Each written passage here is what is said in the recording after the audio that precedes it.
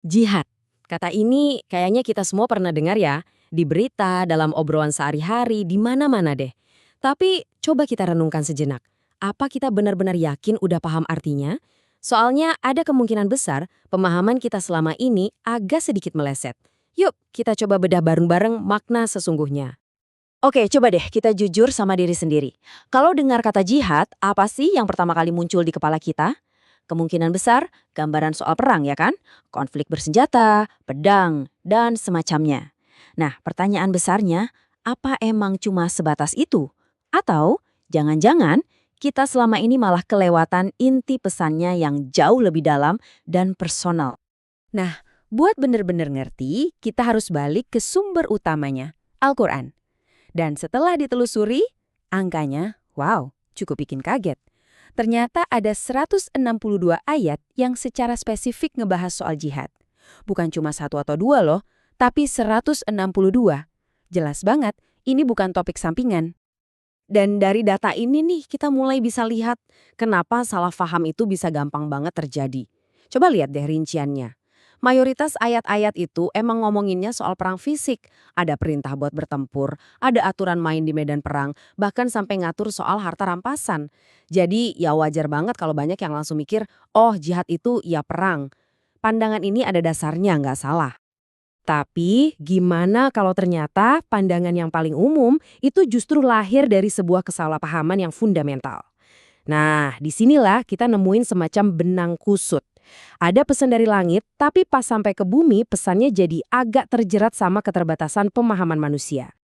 Gini deh, coba bayangin ada semacam salah frekuensi komunikasi. Jibril, sang penyampai wahyu, itu kan bicaranya pakai bahasa rohani, bahasa yang penuh kiasan, metafora, abstrak. Sementara manusia di zaman itu nerimanya pakai bahasa jasmani, yang cenderung harfiah, konkret, apa adanya. Ibaratnya nih, kayak kita nyoba jelasin warna pelangi ke orang yang cuma bisa lihat hitam putih. Pasti ada yang hilang dalam terjemahan. Dan ini dia nih, pesan intinya yang kedengerannya aneh banget, paradoks gitu. Untuk mencapai damai, harus lewat perang. Loh, tunggu dulu. Kok bisa kedamaian justru lahir dari peperangan? Ini kan kayak teka-teki. Nah, disinilah semua teka-teki itu mulai kejawab. Titik baliknya ada di sini.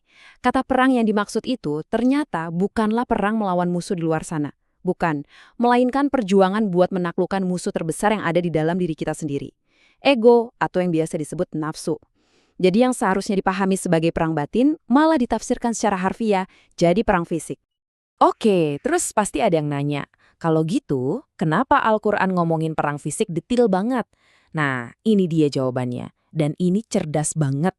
Perang fisik itu sendiri ternyata sengaja dijadiin semacam ujian yang canggih, yang berlapis-lapis buat nyaring tingkat keimanan seseorang. Ini tuh kayak rancangan tes yang brilian banget. Setiap tahap pertempuran fisik itu dirancang buat menguji kualitas batin yang beda-beda. Dari mulai kesediaan awal, yang diuji itu tulus apa enggak.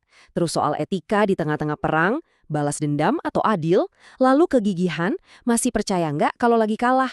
Sampai yang terakhir, integritas moral pas berhadapan sama harta rampasan.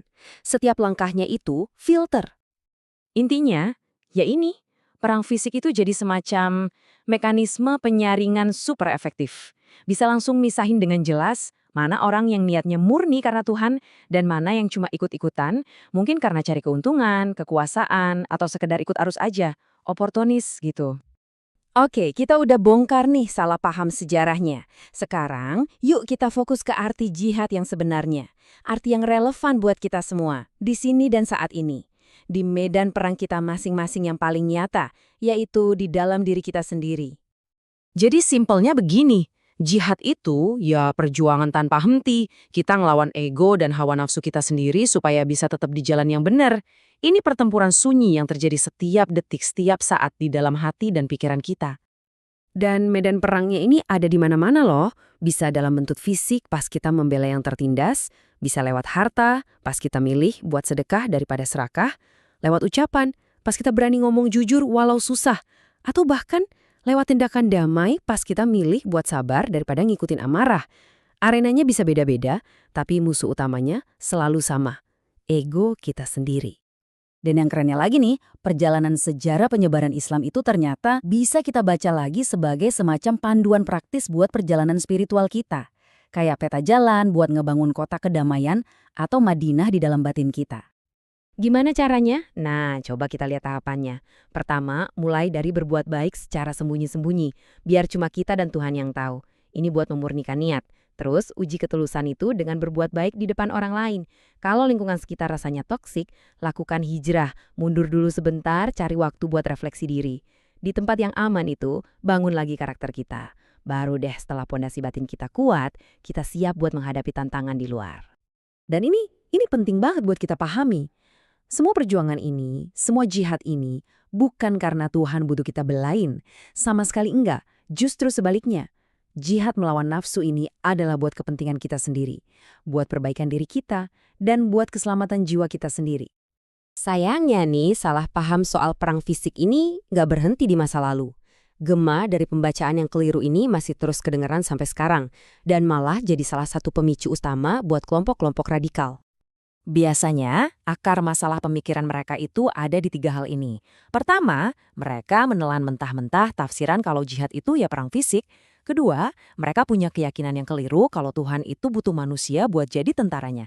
Dan ketiga, mereka terus-menerus melenggengkan salah paham yang sama ke generasi berikutnya. Jadi kayak lingkaran setan yang susah putus. Jadi setelah kita ngobrolin semua ini, pertanyaannya balik lagi ke kita masing-masing. Di manakah sesungguhnya pertempuran kita yang paling hebat, yang paling menentukan itu terjadi? Di sebuah medan perang di luar sana dengan senjata? Atau di dalam keheningan pergulatan batin kita sendiri? Jawabannya ada di dalam diri kita masing-masing.